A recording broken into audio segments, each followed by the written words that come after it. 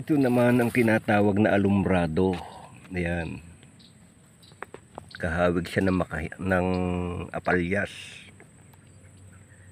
Pero ang alumbrado ay mas iba dito sa apalyas. Ito ang apalyas. Ayan. Tingnan ang pagkakaiba nila. Yung bulaklak, dahon. Yan ang apalyas. Mas mabalahibo ang apalyas sa puno. Yan sa kunang tangkay. Ang dami siyang balahibo. Yan ang apalyas.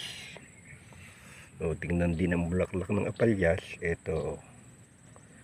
Samantalang ito namang alumbrado. Ganito. Ayan ang kanyang puno. Yan, hindi rin masyadong mabalahibo. Yan, tapos ang bulaklak niya medyo madilaw yan pag nabulaklak. Yan ang alumbrado na tinatawag ng matatanda. Ito, kaya maipagkakamali na ang alumbrado ay apalyas. Ito magkaiba. Ito ang apalyas.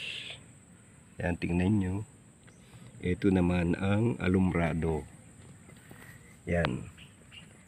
Halos magkahawig ka lang dahon pagka lalot mura, hindi nyo basta mapapansin.